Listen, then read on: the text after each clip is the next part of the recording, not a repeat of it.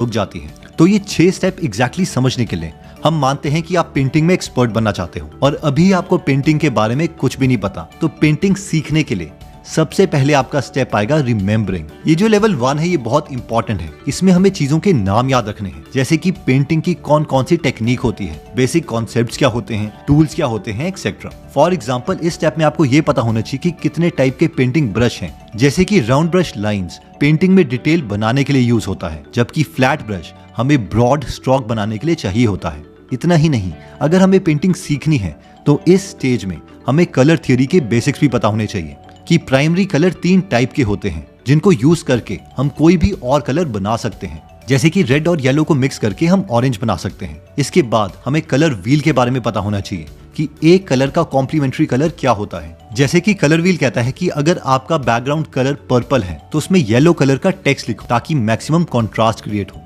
इसके साथ साथ हमें रट्टा मारना पड़ेगा आर्ट की वोकैबुलरी के बारे में, यानी कि एक पेंटिंग का अगर हम ह्यू बढ़ा देते हैं तो वो पेंटिंग कैसे दिखेगी, सैचुरेशन इंक्रीज करते हैं तो क्या होगा, और अगर ग्रेडियंट और टेक्सचर के साथ छेड़छाड़ करते हैं तो क्या होगा। जब इतनी चीज का रट्टा हमने मार लिया है तो अब हमने लेवल 1 क्लियर कर लिया है। और इसके बाद ब्लूम्स टैक्सोनॉमी में सेकंड स्टेप आता है अंडरस्टैंडिंग।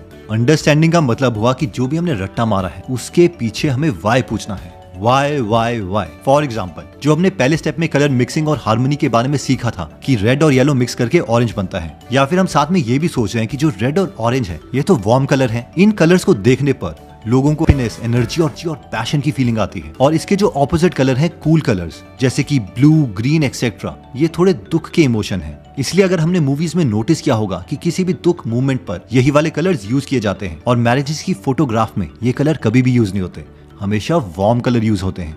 जब एक बार हम सब चीजों का वाइज समझ लेते हैं उसके बाद आता है थर्ड स्टेप, जो कहता है अप्लाई। अप्लाइंग का मतलब है कि हमने जो भी रट्टा मारा है या जब हमने उसे समझ लिया है उसके बाद अब इस नॉलेज को हमें रियल लाइफ में यूज करना है। फॉर एग्जाम्पल अब हम एक्चुअल में एक पेंटिंग बनाएंगे, माइट बी एक सिंपल फ्रूट के बाउल की पेंटिंग। हम अपने कलर मिक्सिंग की नॉलेज को यूज करेंगे अलग अलग कलर के फ्रूट्स ड्रॉ करने के लिए। इस पेंटिंग को 3D इफेक्ट देने के लिए हम उसकी शैडोज बनाएंगे। इसके बाद हम अपनी ब्रश की नॉलेज को यूज करके अलग अलग ब्रशेस यूज करेंगे। एक कांच का बाउल बनाना है तो हमें पता है हमें स्मूथनेस चाहिए, उसके लिए हम अलग ब्रश यूज करेंगे, जबकि ऐसे फ्रूट्स जहां रफनेस दिखानी है उसके लिए अलग पेंट ब्रश यूज करेंगे। अब ये 3 स्टेप तो हमने कर लिए और मैक्सिमम लोगों को लगता है कि यही तो लर्निंग है। अरे हमने रट्टा भी मार लिया, समझ भी लिया और उसे रियल लाइफ में यूज भी कर लिया, और इसीलिए वो कभी भी सब्जेक्ट में एक्सपर्ट नहीं बन पाते।